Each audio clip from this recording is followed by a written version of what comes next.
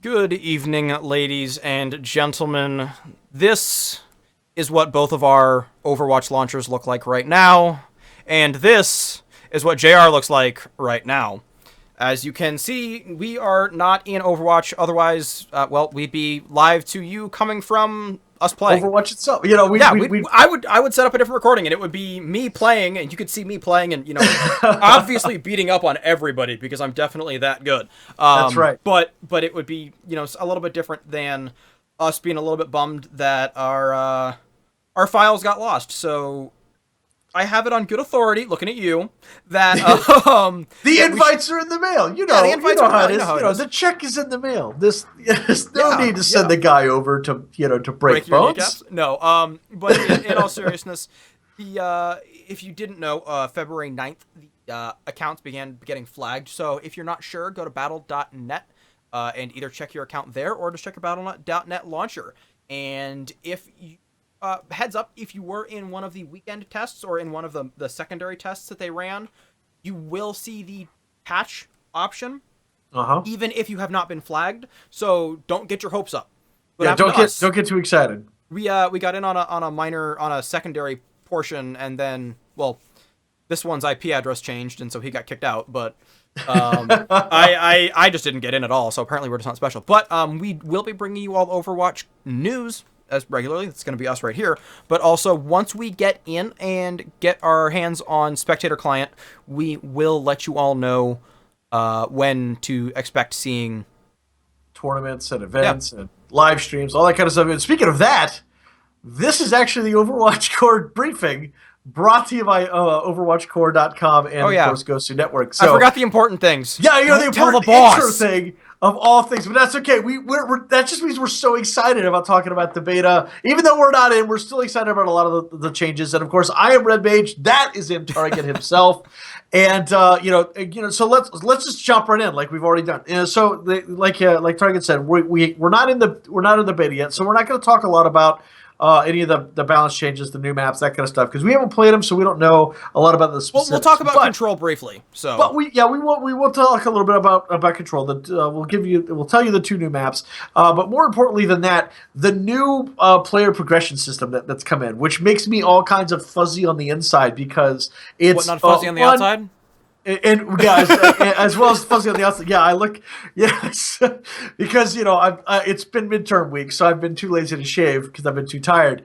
But the great thing about the player progression system is, one, it starts adding in levels, which is great because even though they don't really mean anything, it's an achievement based thing, and that's kind of what Blizzard acknowledged. Like, hey, look, we know that you like to have long-term goals in it. And so this is to do that, but it also gives you like achievements of, hey, look, you did so many multi-kills, so many player of the games, those kind of things. We all love those kind of things. We can thank Xbox for those achievements so long ago that we just have to crave, and we have to have them all the time, and so now we see them everywhere. But on top of that, every time you level up, you're going to get these little loot boxes that appear and that you open up, and like they do like Blizzard does with everything that they do, everything kind of intertwines with themselves. So now when you could get skins, you can get intro, outro, special panels, special emotes, what sprays. They call sprays, which is basically graffiti on the walls. You can get player icons, all kinds of really great stuff. And of course, there's rarity to them. So you could luckily go into like a blue, which is rare. You've got the purples, which are epic, the oranges, which are legendary. So it's just one of those things. You can buy those as well. So, and when we say buy, we mean through the in-game currency that you get from credit system. So they put in the credits now, so you can buy them with money or you can buy them with time. Well, they're both time. That's the thing. Yeah. There is no microtransaction system yet. There may be in the future for skins, but again, this is a not a full price game, but it's a game that's not free. It's not a $15 game like Counter-Strike Global Offensive. It's not free like League of Legends or Smite or Dota. It's a game that does cost a barrier of entry. I believe it's $45 for the basic, which gives you just like a Noir Widowmaker. Origins is $60, and it gives you a bunch of really cool rare skins that you cannot get any other way. You can actually see them in game right now, and there's a lock because you don't have access to it. The name of it, you can click on it and go, oh, it's so pretty. And then there's a blank next to it because you cannot buy it with in-game credits. Yep. unlike the purple, for Epic and everything else, those you can buy for more or less in-game currency. And here's the cool part, though, is if you buy a skin with in-game currency and then you get that skin out of a loot pack, or a loot box, excuse me, that loot box will say, hey, you were going to get this, but instead you're going to get a refund on your purchase price. Again, refund and purchase price because you didn't pay anything for it. You don't have any but money. it's your in-game currency that you will then receive so that you can spend that on other things. And so that's great. And obviously the coolest thing here for me is beyond the concept of being able to do things like sprays, and they can monetize the sprays in the future by like BlizzCon, Overwatch World Championships, and you can buy a pack for $20 and it's all 16 sprays of each of the team logos, and then that goes towards the prize pool. That would be really cool, though $20 does feel kind of expensive, even though that's less, just more than $1 per team. You can do stuff like that, which is awesome, but it also lets you customize and personalize the way that you want to level. So you can be level 24, 25. There are a couple guys that are already there right now playing 9 hours a day or more.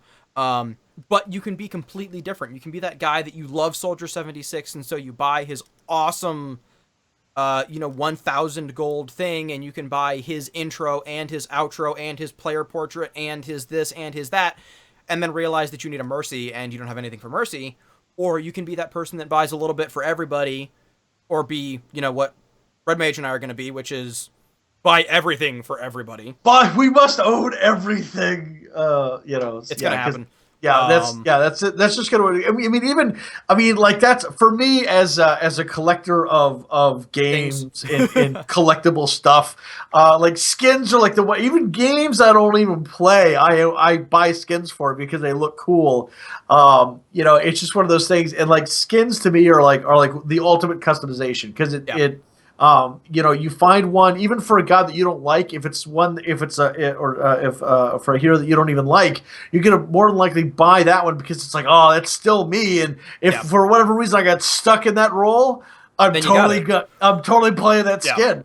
And that's what's gonna be great. And with them putting in a lot more user customization kind of stuff like this with the hero gallery and whatnot, I think it's gonna be great because instead of just having there's 3 different tracers on the field or 2 different tracers on the field, which one is which, without looking at the name tags or whatever, if they're distinct skins, I think that's great. I mean, and I think with you being able to kind of do your own thing more or less in a team game is the best way that you can experience the game for yourself. Team Fortress hats, as much as we joked about it, I mean, okay, sure, it became Hat Simulator later on. But and to give Blizzard credit, again, this is purely a in-game progression system where they're simply giving you a way to mark passage of time, so to speak. It's not like they're turning this into microtransactions, though I certainly would not be surprised if in the future they added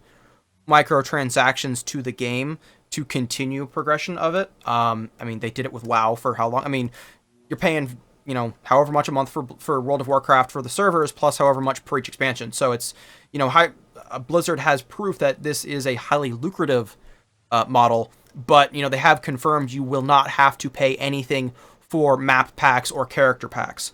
Although out of the two, I would rather have the lesser of two evils and buy a map pack, because then that way everybody who's in that map has to have, had access to it, unlike Heroes. If, you really need that, Chablonsky brothers. I don't know if your name is Chablonsky. I apologize if I offended you. But, nobody on your team owns the Chablonsky brothers, then you're hosed. And so that's something that, was addressed over the duration, during their 8-week break.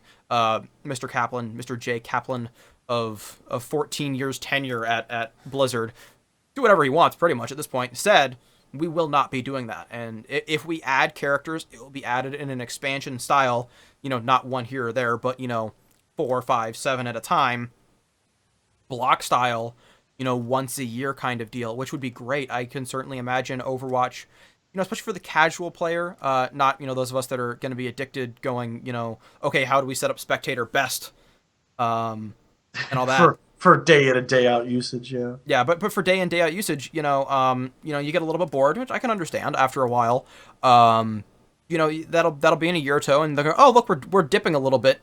Bam, new content. Bam, everybody's back because hey, if you bought the game, you still have the game, and you still have everything that you progressed so far in. And Blizzard's going to add costumes to their progression system, and I would love to see them add locked costumes as well, where your account has to be X level in order to have this spray, or it has to be X level in order to have this style of taunt or whatever. Because that way you not only are you saying I have this character that I have invested this much in-game currency and time on, but I also have invested this much time overall onto my account level. So that's important, and that's another way for you to compare each other. Obviously, down the line, they will be adding ranked. They plan on adding that before they go live. They said they've learned from Heroes of the Storm, you need to have a proper ranked mode in well before you go live. So that is telling us that we're probably going to see full launch maybe May, June. They said it will be no later than June 21st at 23:59. At exactly midnight kind of deal. Yeah. Is the absolute latest that it'll be out by. So haha, we get it. But I'm really not expecting to see it before May just because of all of the things that they're saying they need to get done. So and if it's one thing that Blizzard's learned, because in my mind they're kind of like the godmother of esports, because let's face it, I mean, you had Warcraft, then you had StarCraft, then you had StarCraft 2, and then Warcraft, Warcraft 2, Warcraft 3. Yeah.